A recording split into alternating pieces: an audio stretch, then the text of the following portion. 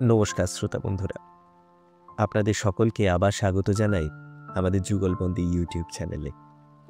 যুগলবন্দির আজকের নিবেদন স্বনামধন্য সত্যজিৎ রায়ের লেখা আরেক অনবদ্য ছোট গল্প সাধনবাবুর সন্দেহ। গল্পটি এবং আমাদের প্রচেষ্টা ভালো লেগে থাকলে অবশ্যই লাইক ও শেয়ার করবেন এবং আরও নতুন নতুন ভিন্ন ধারার গল্প শোনার জন্য সাবস্ক্রাইব করতে ভুলবেন না আমাদের অফিসিয়াল ইউটিউব চ্যানেল যুগলবন্দি। গল্প পাঠে আমি কৌশিক এবং ভিডিও এডিটিং ও উপস্থাপনায় আমারই বন্ধু পার্থ। শুরু হচ্ছে সত্যজিৎ রায়ের লেখা ছোট গল্প সাধনবাবুর সন্দেহ। সাধনবাবু একদিন সন্ধেবেলা কাজ থেকে ফিরে তার ঘরে ঢুকে দেখলেন মেঝেতে একটা বিগত খানেক লম্বা সরু গাছের ডাল পড়ে আছে। সাধনবাবু পিটপিটে স্বভাবের মানুষ। ঘরে যা সামান্য আসবাব আছে, খাট, আলমারি, আলনা, জলের কুজো রাখার টুল, তার কোনোটাতে এক কণা ধুলো তিনি বরদাস্ত করতে পারেন না।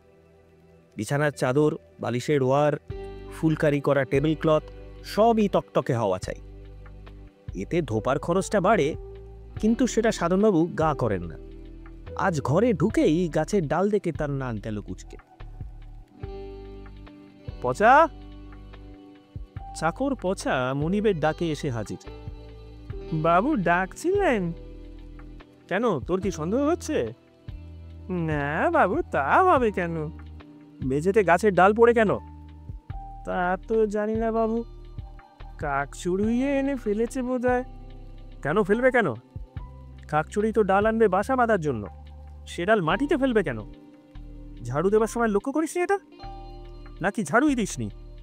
ঝাড়ু আমি রোজ দিই বাবু, যখন দিই তখন এ ডাল ছিল না। ঠিক বলছিস? আগে হ্যাঁ বাবু। তাজ্জব ব্যাপার তো।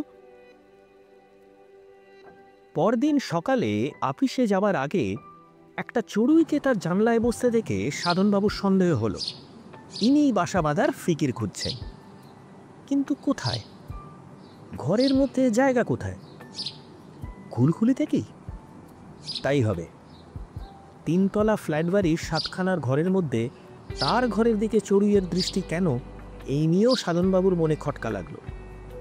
এমন কিছু আছে কি তার ঘরে যা পাখিদের অ্যাট্রাক্ট করতে পারে? অনেক ভেবে সাধনবাবুর সন্দেহ হলো ওই যে নতুন কবিরাজি তেলটা তিনি ব্যবহার করেছেন, যেটা দোতলার শখের কবিরাজ নীলমণিবাবুর মতে খুশকির মহৌষধ, সেটার উগ্র গন্ধই হয়তো পাখিদের টেনে আনছে। সেই সঙ্গে এমনও সন্দেহ হলো যে এটা হয়তো নীলমণিবাবুর খিচলেনি, সাধনবাবুর ঘরটাকে একটা পক্ষীনিবাসে পরিণত করার মতলবে তিনি এই তেলের গুণগান করেছেন। আসলে 17-2 মির্জাপুর স্ট্রিটের এই ফ্ল্যাট বাড়ির সকলেই সাধনবাবুর সন্দেহবাতিকের কথা জানেন এবং আড়ালে এই নিয়ে হাসি ঠাট্টাও করেন। আজকে কি কি সন্দেহ উদয় হলো আপনার মনে? এই জাতীয় প্রশ্ন দিনের শেষে সাধনবাবুকে প্রায়ই শুনতে হয়। শুধু প্রশ্ন নয়, অন্যভাবেও তাকে নিয়ে লেকপুলিং চলে। একতলার নবেন্দু চাটুর্যের ঘরে সন্ধ্যায় 3 তাসের আড্ডা বসে। সাধনবাবু তাতে নিয়মিত যোগদান করেন। সেদিন যেতে নবেন্দুবাবু তাকে একটা দলা পাকানো কাগজ দেখিয়ে বললেন, দেখুন তো মশাই, এ থেকে কিছু সন্দেহ হয় কি না। এটা জানলা দিয়ে ফেলে দিয়ে গেছে। আসলে কাগজটা নবেন্দুবাবুরই মেয়ে মিনির অঙ্কের খাতার একটা ছেঁড়া পাতা। সাধনবাবু কাগজটাকে খুলে সেটার দিকে কিছুক্ষণ এক দৃষ্টে চেয়ে থেকে বললেন, এ তো সংখ্যা দিয়ে লেখা কোনো সাংকেতিক ভাষা বলে মনে হচ্ছে। নবেন্দুবাবু কিচ্ছু না বলে চুপটি করে চেয়ে রইলেন সাধনবাবুর দিকে। কিন্তু এটার তো মানে করা দরকার, বললেন সাধনবাবু। ধরুন এটা যদি কোনো হুমকি হয় তাহলে? সংকেতের বাটোদ্ধার হয়নি অবশ্য, কিন্তু সেটা বড় কথা নয়। কথা হলো এই কাগজের দলা থেকে সাধনবাবুর সন্দেহ কোন কোন দিকে যেতে পারে সেইটে দেখা। সাধনবাবু বিশ্বাস করেন যে গোটা কলকাতা শহরই হলো ঠক, জুয়াচোর, ফন্দিবাজ, মিথ্যেবাদীদের ডিপো। কারোর ওপর ভরসা নেই, কাউকে বিশ্বাস করা চলে না। এই অবস্থায় একমাত্র সন্দেহই মানুষকে সামলে চলতে সাহায্য করতে পারে। এই সাধনবাবুই একদিন আপিস থেকে এসে ঘরে ঢুকে তার টেবিলের ওপর একটা বেশ বড় চারচৌকো কাগজের মোড়ক দেখতে পেলেন। তার প্রথমেই সন্দেহ হলো সেটা ভুল করে তার ঘরে চলে এসেছে। এহেন মোড়ক তাকে কে পাঠাবে? তিনি তো এমন কোনো পার্সেল প্রত্যাশা করেননি। কাছে গিয়ে যখন দেখলেন যে মোড়কের ওপর তার নাম নেই, তখন সন্দেহটা আরও পাকা হলো। এটা কে এনে রাখলো রে? চাকর পচাকে ডেকে জিজ্ঞেস করলেন সাধনবাবু। আগে একজন লোক ধনঞ্জয়ের হাতে দিয়ে গেছে দুপুরে এসে, আপনার নাম করে বলেছে আপনারই জিনিস। ধনঞ্জয় একতলার ষোড়শীবাবুর চাকর। কি আছে এতে? কে পাঠিয়েছে সেসব কিছু বলেছে? আগে তা তো বলেনি। বোঝো। সাধনবাবু কাঁধের চাদরটা আলনায় রেখে খাটে বসলেন। রীতিমতো বড় মোড়ক, প্রায় একটা 5 নম্বর ফুটবল ঢুকে যায় ভেতরে। অথচ কে পাঠিয়েছে জানার কোনো উপায় নেই। সাধনবাবু খাট থেকে উঠে এগিয়ে গিয়ে মোড়কটা হাতে তুললেন। বেশ ভারী, কমপক্ষে 5 কিলো। সাধনবাবু মনে করতে চেষ্টা করলেন শেষ কবে তিনি এই জাতীয় মোড়ক পেয়েছেন। হ্যাঁ, বছর 3 আগে খর্দার তার এক মাসিমা থাকতেন, তিনি পাঠিয়েছিলেন। আমসত্ত্ব তার মাস 6 মধ্যেই সেই মাসিমার মৃত্যু হয়। আজ সাধনবাবুর নিকট আত্মীয় বলতে আর কেউ অবশিষ্ট নেই। পার্সেল কেন, চিঠিও তিনি মাসে 2-1টার বেশি পান না। এই মোড়কের সঙ্গে একটা চিঠি থাকা অস্বাভাবিক হতো না, কিন্তু তাও নেই, কিংবা হয়তো ছিল। সাধনবাবুর সন্দেহ হলো ধনঞ্জয়ের অসাবধানতা হেতু সেটা খোয়া গেছে। একবার ধনঞ্জয়ের সঙ্গে কথা বলা দরকার। তাকে ডেকে পাঠানো অনুচিত হবে মনে করে সাধনবাবু নিজেই নিচে গেলেন। ধনঞ্জয় উঠোনে বসে হামানদিস্তায় কি যেন ছেঁচছিল। সাধনবাবুর ঢাকে উঠে এলো। আজ তোমার হাতে কেউ একটা পার্সেল দিয়ে গেছিল আমার নাম করে? হ্যাঁ। সঙ্গে চিঠি ছিল? কই না তো।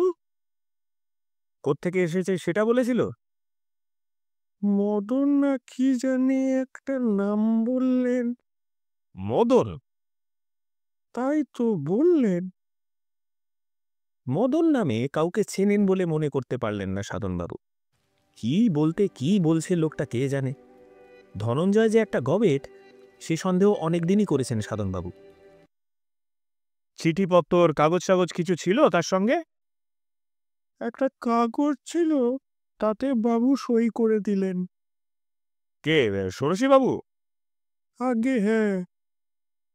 কিন্তু ষোড়শীবাবুকে জিজ্ঞেস করেও কোনো ফল হলো না। একটা চিরকুটে তিনি সাধনবাবুর হয়ে সই করে দিয়েছেন বটে, কিন্তু সেটা কোথা থেকে এসেছিল খেয়াল করেননি। সাধনবাবু আবার নিজের ঘরে ফিরে এলেন। কার্তিক মাসের সন্ধ্যা, শীতটা এর মধ্যে বেশ অনুভব করা যাচ্ছে।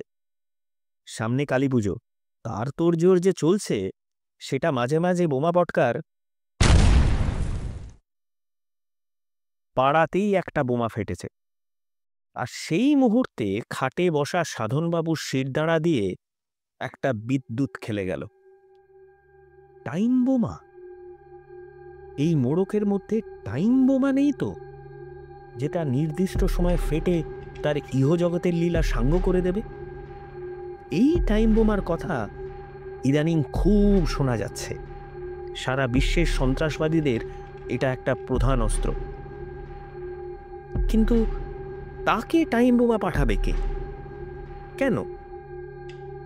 প্রশ্নটা মনে আসতেই সাধনবাবু উপলব্ধি করলেন যে ব্যবসায়ী হওয়ার ফলে তার শত্রুর অভাব নেই। কন্ট্রাক্ট পাওয়ার জন্য তোষামোদ ধরাধরি তাকেও করতে হয়, তার প্রতিদ্বন্দ্বী ব্যবসায়ীদেরও করতে হয়। যদি তিনি পেয়ে যান সে কন্ট্রাক্ট, তাহলে অন্যরা হয়ে যায় তার শত্রু। এ তো হামেশাই হচ্ছে। পচা ডাকটা দিয়েই বুঝতে পারলেন যে তার গলা দিয়ে পরিষ্কার আওয়াজ বেরোচ্ছে না, গলা শুকিয়ে কাঠ হয়ে গেছে, কিন্তু তাও পচা হাজির। বাবু ডাকলেন? কিন্তু কাজটা কি ভালো হবে? সাধনবাবু ভেবেছিলেন পচাকে বলবেন পার্সেলে কান লাগিয়ে দেখতে টিকটিক শব্দ শোনা যাচ্ছে কি না। টাইম বোমার সঙ্গে কলকবজা লাগানো থাকে, সেটা টিকটিক শব্দে চলে। সেই টিকটিকি একটি পূর্ব নির্ধারিত বিশেষ মুহূর্তে প্রচণ্ড বিস্ফোরণে পরিণত হয়। পচা যখন কান লাগাবে তখনই যদি বোমাটা... সাধনবাবু আর ভাবতে পারলেন না। এদিকে পচা বাবুর আদেশের জন্য দাঁড়িয়ে আছে। সাধনবাবুকে বলতেই হলো যে তিনি ভুল করে ডেকেছিলেন, তার কোনো প্রয়োজন নেই। এই রাতটা সাধনবাবু ভুলবেন না কোনো দিন। অসুখ বিসুখে রাত্রে ঘুম হয় না, এটা অস্বাভাবিক নয়, কিন্তু চরম আতঙ্কে এই শীতকালে ঘর্মাক্ত অবস্থায় সারা রাত ঠায় বিছানায় বসে কাটানোর অভিজ্ঞতা তার এই প্রথম। কিন্তু সকাল পর্যন্ত যখন বোমা ফাটল না, তখন কিছুটা আশ্বস্ত হলেন সাধনবাবু। স্থির করলেন যে আজই সন্ধ্যায় মোড়কটা খুলে দেখতে হবে তার মধ্যে কি আছে। তার নিজেরও মনে হয়েছে যে তার সন্দেহটা মাত্রা ছাড়িয়ে যাচ্ছে। কিন্তু সন্ধেবেলা এমন একটা ঘটনা ঘটল যে সাধনবাবুর আর মোড়ক খোলা হলো না। অনেক লোক আছে যারা খবরের কাগজের আদ্যপান্ত না পড়ে পারে না। সাধনবাবু এই দলে পড়েন না। প্রথম এবং মাঝের পাতার খবরগুলোর শিরোনামায় চোখ বুলিয়েই তার কাগজ পড়া হয়ে যায়। আজও তার ব্যতিক্রম হয়নি। তাই উত্তর কলকাতায় খুনের খবরটা তার দৃষ্টি এড়িয়ে গিয়েছিল। আপিস থেকে ফিরে একতলায় নবেন্দু চাটুর্যের ঘরের একটা বড় রকমের দাপাদাপি চলছে শুনে কারণ জিজ্ঞাসা করে তিনি ঘটনাটা জানতে পারলেন। পটুয়াটোলা লেনে খুন। হত ব্যক্তির নাম শিবদাস মৌলিক। কথাটা শুনেই সাধনবাবুর একটা সুপ্ত স্মৃতি খোঁচা খেয়ে জেগে উঠল। এক মৌলিককে তিনি চিনতেন খুব ভালো করে। তার প্রথম নাম শিবদাস কি? হতেও পারে। সাধনবাবু তখন থাকতেন ওই পটুয়াটোলা লেনে। মৌলিক ছিল তার প্রতিবেশী। তিনতাসের আড্ডা বসত মৌলিকের ঘরে। মৌলিককে কেন জানি মৌলিক বলেই ডাকত সবাই। আরও দুজন ছিলেন সেই আড্ডায়, সুখেন দত্ত আর মধুসূদন মাইতি। এই দ্বিতীয় ব্যক্তিটির মতো সাংঘাতিক চরিত্র সাধনবাবু আর দেখেননি। তাসের খেলায় সে যে জুয়াচুরির রাজা, সে সন্দেহ সাধনবাবুর গোড়া থেকেই হয়েছিল। শেষে বাধ্য হয়ে একদিন সন্দেহটা প্রকাশ করতে হলো। এতে মধুমাইতির প্রতিক্রিয়া হলো ভয়াবহ। তার পকেটে সব সময় যে একটা চাকু অবস্থান করে সেটা সেদিনই জানতে পেরেছিলেন সাধনবাবু। তিনি প্রাণে বেঁচেছিলেন মৌলিক আর সুখেন দত্তর জন্য। ব্যবসায় উন্নতির পর সাধনবাবু পটুয়াটোলা লেনের খোলা ঘর ছেড়ে চলে আসেন মির্জাপুর স্ট্রিটের এই ফ্ল্যাটে। আর সেই থেকে মৌলিক অ্যান্ড কোম্পানির সঙ্গে তার যোগাযোগ বিচ্ছিন্ন হয়ে যায়। তাসের নেশাটা তিনি ছাড়তে পারেননি, আর সেই সঙ্গে তার সন্দেহ বাতিকটাও।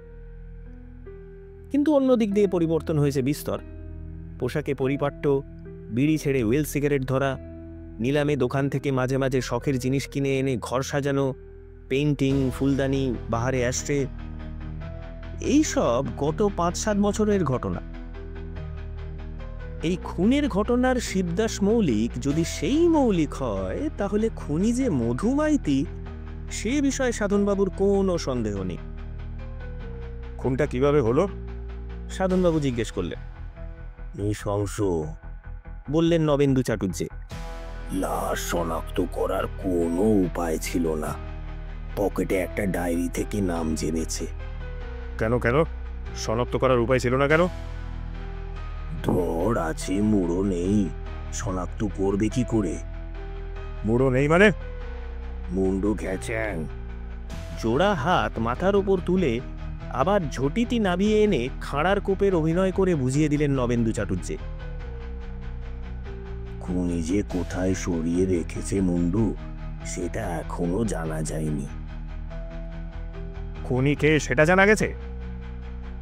তিনটাসের বৈঠক বসতই মৌলিকের ঘরে, তাদেরই একজন বলে সন্দেহ করছে পুলিশ। সিঁড়ি দিয়ে তিনতলায় উঠতে উঠতে সাধনবাবু অনুভব করলেন যে তার মাথাটা ঝিমঝিম করছে।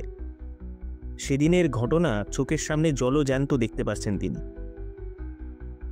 যেদিন তিনি মধুমাইতিকে জোর চুরির অপবাদ দিয়েছিলেন, চাকুর আক্রমণ থেকে তিনি রেহাই পেয়েছিলেন ঠিকই, কিন্তু তার বেশ কিছুক্ষণ পর অবধি মধুমাইতির দৃষ্টি তার উপর অগ্নিবর্ষণ করছিল, সেটা মনে আছে। আর মনে আছে মধুর একটি উক্তি, আমায় চেনো না তুমি সাধন মজুমদার, আজ পার পেলে, কিন্তু এর বদলা আমি নেব, সে আজই হোক আর 10 বছর পরেই হোক। রক্ত জল করা শাসানি। সাধনবাবু ভেবেছিলেন পটুয়াটোলা লেন থেকে পালিয়ে বেঁচেছেন, কিন্তু কিন্তু ওই মোড়ক যদি মধুমাইতি দিয়ে গিয়ে থাকে। মদন, ধনঞ্জয় বলেছিল মদন। ধনঞ্জয় যে কানে খাটো সে বিষয়ে কোনো সন্দেহ নেই। মধু আর মদনের মধ্যে খুব বেশি পার্থক্য আছে কি? মোটেই না।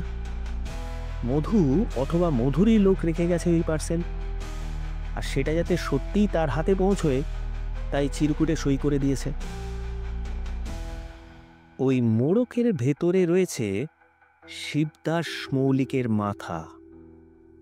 এই সন্দেহ সিঁড়ির মাথা থেকে তার ঘরের দরজার দূরত্বটুকু পেরোবার মধ্যে দৃঢ়ভাবে সাধনবাবুর মনে গেঁথে গেল।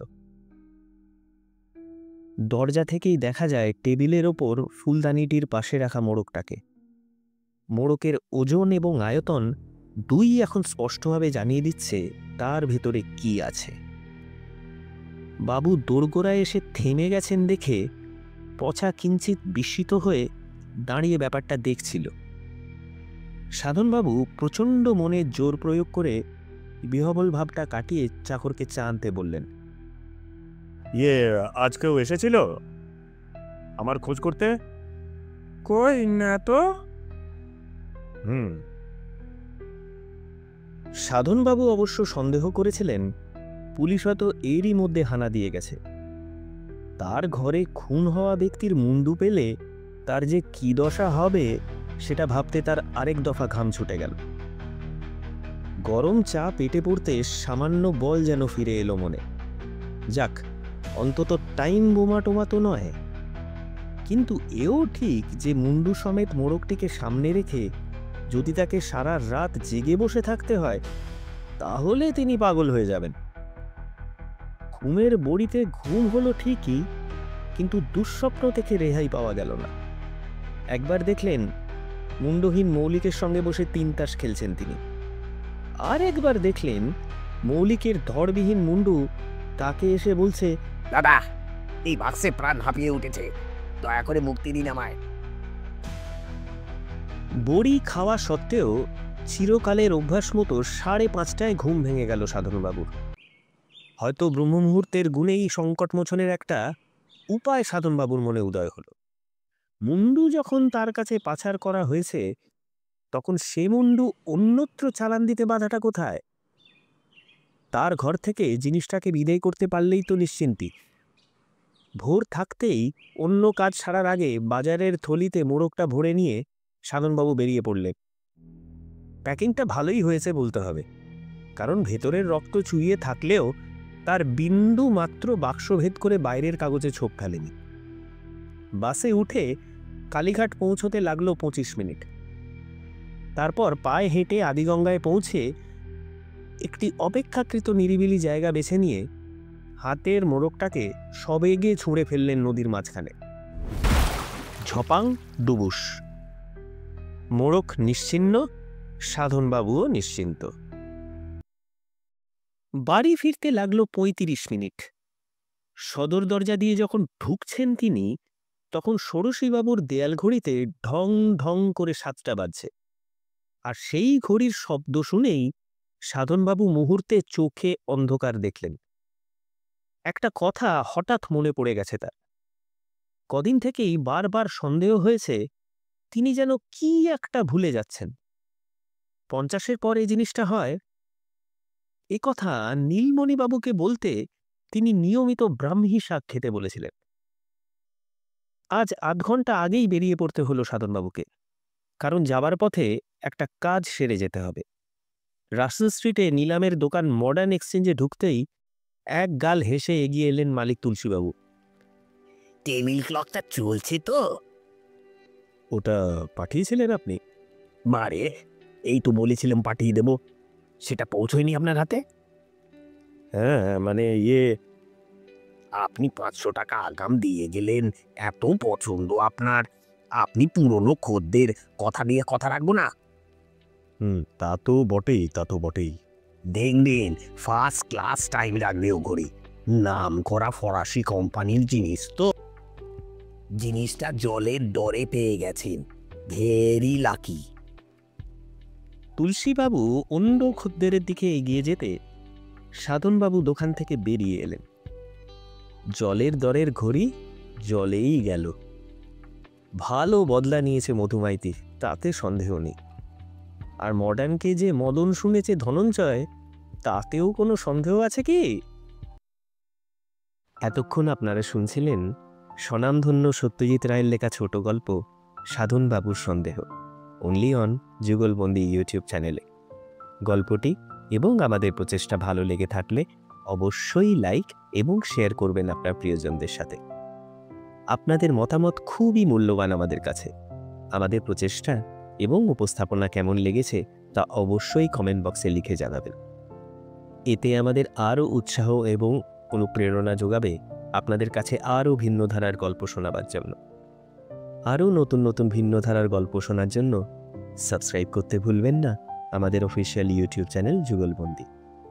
আমরা অঙ্গীকারবদ্ধ আপনাদের সকলকে নিয়মিত অনুসারে ভিন্ন ধারার কাহিনী শোনাতে।